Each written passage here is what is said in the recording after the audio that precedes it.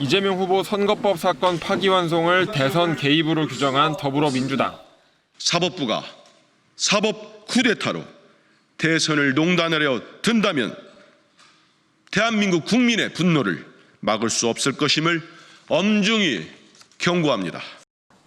오늘은 초선 의원들이 나서 조희대 대법원장에 대한 탄핵 소추 추진을 공식화했고, 조희대 대법원장 주도의 사법 쿠데타에 대해 즉각 조희대 대법원장 탄핵 소추 절차에 돌입하겠습니다.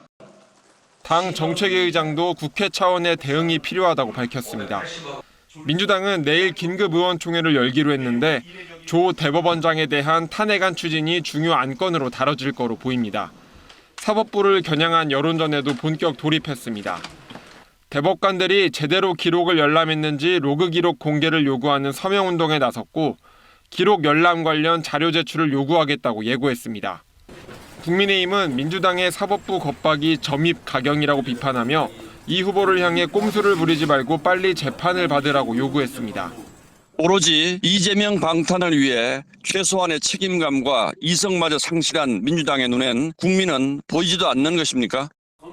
또 파기환송심을 맡은 서울고법을 향해선 외압에 흔들리지 말고 공정한 판결을 내려달라고 촉구했습니다. KBS 뉴스 방준원입니다. 휴일인 오늘 비상위원총회를 소집한 민주당. 이재명 후보 선거법 파기환송에 대한 대응책을 논의하기 위해서입니다. 조희대 대법원장 탄핵은 물론 국정조사, 청문회, 특검까지 모든 가용한 수단과 방법을 총동원하기로 했습니다. 국회의 합법적인 권한으로 사법 내란을 진압하고 헌법과 국회의 이름으로 제2, 제3의 내란을 막아야. 3시간 가까운 경론 끝에 민주당은 일단 신중한 대응으로 결론지었습니다. 탄핵을 추진한다 이런 의결을 하는 것은 이미 보류를 했고요. 당장 탄핵을 결정하기엔 정치적 부담이 크다. 탄핵 당위성에 대한 여론을 획득하지 못했다는 의견이 제기됐습니다. 다만 파기환송이 국민 참정권을 침해하는 위헌, 위법이라는 데 공감하고 오는 15일 예정된 고법 변론기일 변경과 기록 검토 여부를 증명할 로그 기록 제시 등을 공식 요구하기로 했습니다. 전자문서 기록은 다 읽었습니까?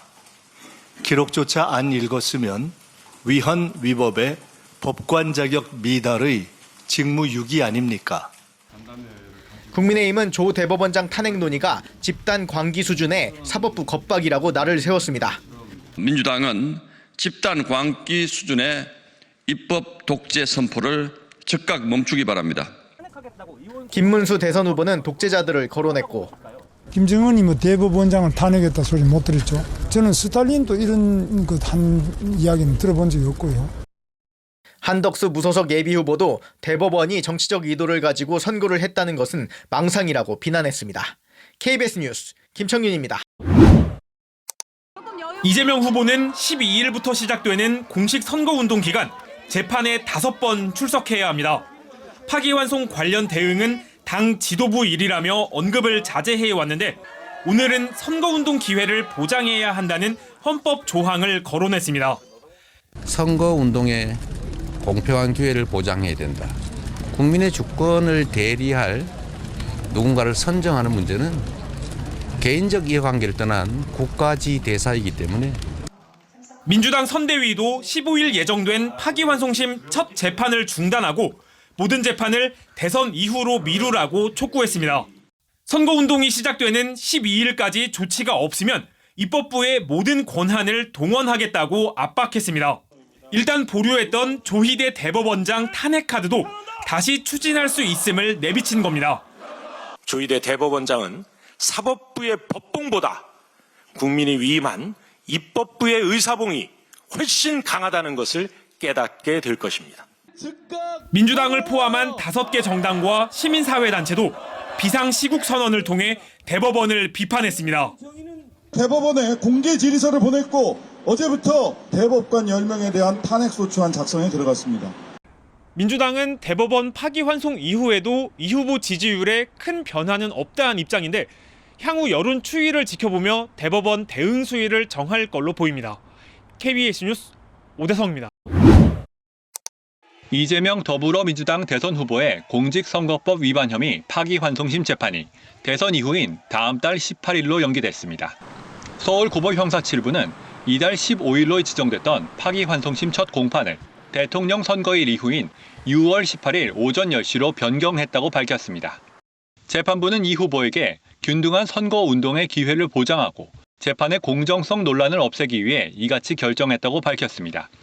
그러면서 파기환송심은 법원 내외부에 어떠한 영향이나 간섭을 받지 않고 헌법과 법률에 따라 공정하게 재판해왔고 앞으로도 마찬가지라고 덧붙였습니다.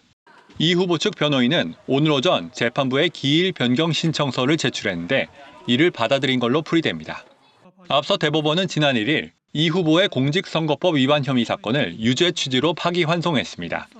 소송 기록을 넘겨받은 파기환송심 재판부는 첫 공판 기일을 15일로 지정하고 이 후보와 변호인들에게 소환장을 보냈습니다. 국회가 있는 여의도 일대를 관할하는 서울 남부지법과 이 후보 자택 관할인 인천지법 집행관에게 소환장을 직접 송달하도록 했습니다. 형사소송법은 방어권 보장을 위해 소환장이 송달된 후 5일 이상의 유예 기간을 두고 첫 공판 기일을 열도록 하고 있습니다. 이 때문에 이 후보가 이번 주 안에 송달을 받지 않거나 송달을 받더라도 불출석할 가능성이 관측되면서 공판이 연기될 가능성이 제기되었습니다. KBS 뉴스 백인성입니다.